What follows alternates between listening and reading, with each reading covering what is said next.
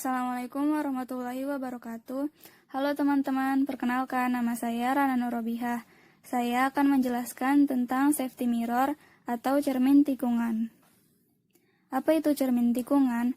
Cermin tikungan merupakan salah satu perangkat pendukung keselamatan yang sangat penting di jalan raya. Piranti ini biasanya terletak di tikungan yang cukup tajam. Selain itu juga diletakkan di sudut jalan yang tidak memungkinkan bagi pengendara untuk melihat lintasan berikutnya. Cermin ini berbentuk cembung, sehingga jika dilihat dari depan, objek di sebelah kiri, kanan, dan atas bawah cermin akan terlihat. Apa fungsi cermin tikungan? Berdasarkan bentuknya, fungsi cermin tikungan adalah agar pengendara dapat melihat kendaraan di jalur berlawanan yang ada di belokan. Jadi, alat ini sangat penting untuk mengurangi blind spot dari setiap pengendara. Dengan melihat cermin tikungan, pengemudi bisa melihat kendaraan lain agar lebih waspada. Mengapa cermin tikungan menggunakan cermin cembung? Hal ini dikarenakan cermin cembung memiliki karakteristik dan sifat pembentukan bayangan sebagai berikut. Yang pertama, menyebarkan sinar.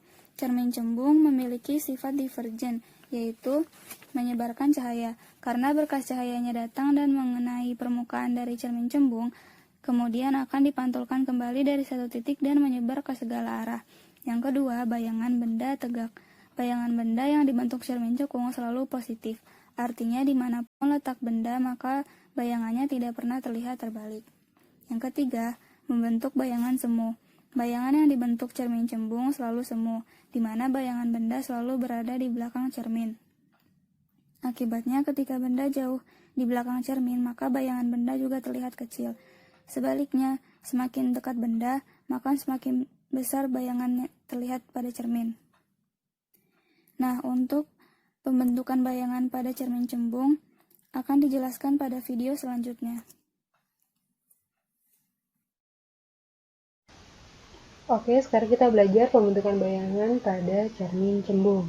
Sebenarnya pembentukan bayangan pada cermin cembung akan lebih mudah dibanding pembentukan bayangan pada cermin cekung. Karena di cermin cembung benda sudah pasti ada di ruang 4 ya, karena kan di sini di depan cermin. Nah, kalau bendanya di ruang 4 berarti kan sudah pasti bayangannya di ruang 1. Kalau menurut dari Esbah ya, seperti itu. Nah, jadi sifat dari bayangan cermin cembung itu sudah pasti maya. Kenapa maya? Karena dia terletak di belakang cermin dan merupakan hasil perpotongan dari perpanjangan sinar pantul atau perpanjangan sinar datang. Nah, kemarin maya itu pasti berteman dengan tegak. Jadi gitu ya. Jadi sifat bayangan dari cermin cembung adalah sudah pasti maya dan tegak. Cuma untuk sifat diperbesar atau diperbesar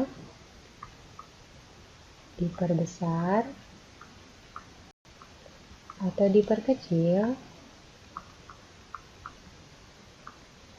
ini akan ditentukan oleh jarak dari bendanya. Oke, jadi jarak benda yang ada di ruang 4 ini akan menentukan apakah bayangannya diperbesar atau diperkecil. Nah, untuk menentukan bayangan itu bisa diperbesar atau diperkecil, teman-teman harus bisa menggambarkan sinar-sinar istimewanya. Jadi untuk di cermin cembung tidak ada bantuan dalil esbah untuk menentukan sifat bayangan. Tapi teman-teman harus benar-benar bisa menggambarkan sinar-sinar istimewanya. Assalamualaikum warahmatullahi wabarakatuh. Nama saya Tika Kartikasari. Saya akan menjelaskan tentang hologram. Apa itu hologram? Hologram adalah teknologi fotografi yang merekam cahaya yang tersebar dari suatu objek dan kemudian menyajikannya dalam bentuk 3 dimensi.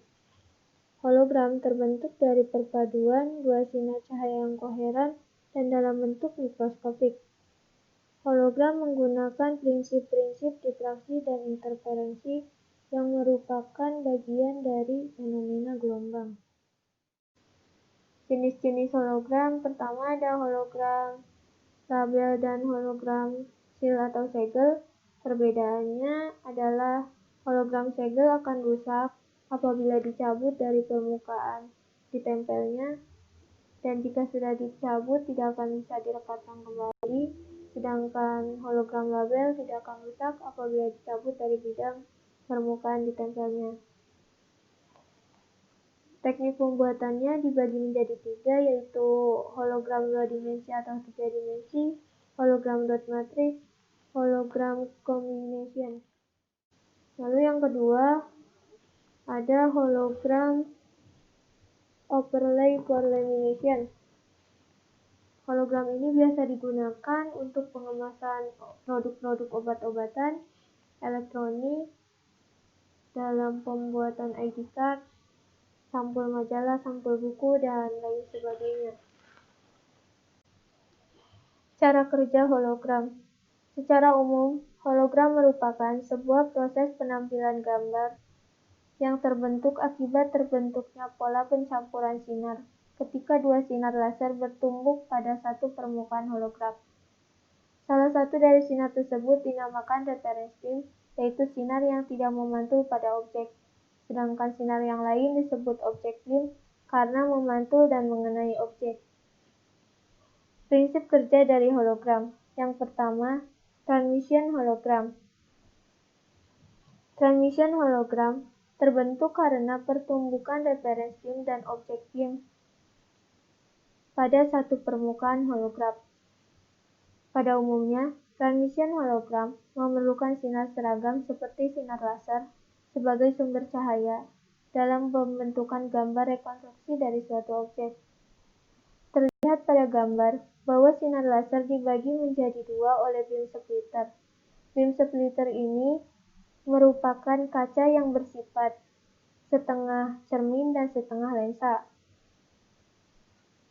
Sinar yang dipisahkan oleh beam splitter dibagi menjadi 2, yaitu reference beam yang diarahkan langsung pada permukaan hologram dan object beam yang diarahkan pada objek dan dipantulkan menuju permukaan hologram. Pencampuran antara reference beam dan object beam pada permukaan hologram dapat menghasilkan gambar rekonstruksi yang dapat dilihat pada sisi hologram yang tidak terkena sinar. Pada umumnya, transmission hologram memerlukan sinar yang bersifat quasi-monokromatik seperti laser. Akan tetapi, ada jenis transmission hologram yang bisa menggunakan sinar biasa atau sinar putih yang disebut rainbow hologram. Rainbow hologram merupakan perkembangan dari transmission hologram. Rainbow hologram dapat bekerja meskipun hanya mendapat cahaya putih atau cahaya biasa. Gambar rekonstruksi yang tercipta pada rainbow hologram merupakan hasil dari 2 proses holografi. Pertama, mirip seperti transmission hologram sebagai objek dan hologram yang terbentuk melalui celah horizontal.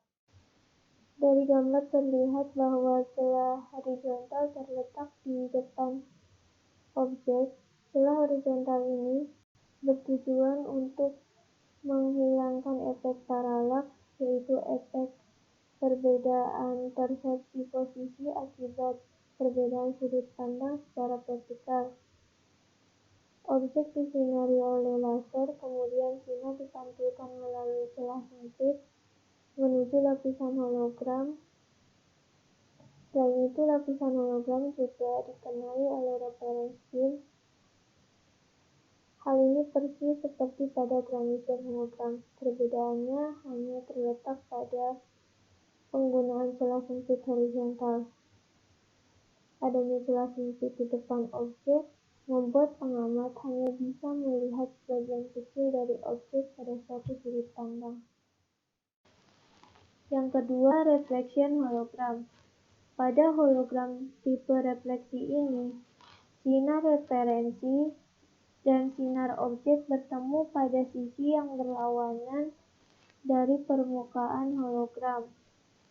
Gambar rekonstruksi yang dihasilkan akan ditampilkan pada sisi yang bertumbukan dengan sinar referensi. Dari gambar ini terlihat bahwa sinar referensi dan sinar objek datang secara berlawanan arah dan bertemu pada 2 sisi hologram yang berbeda. Sinar yang digunakan pada hologram refleksi dapat berupa sinar monokromatik atau laser maupun cahaya putih biasa. Gambar rekonstruksi yang dihasilkan oleh hologram refleksi merupakan pantulan dari pencampuran sinar referensi dan sinar objek pada permukaan hologram. Saya beri contoh video transition hologram dan reflection hologram.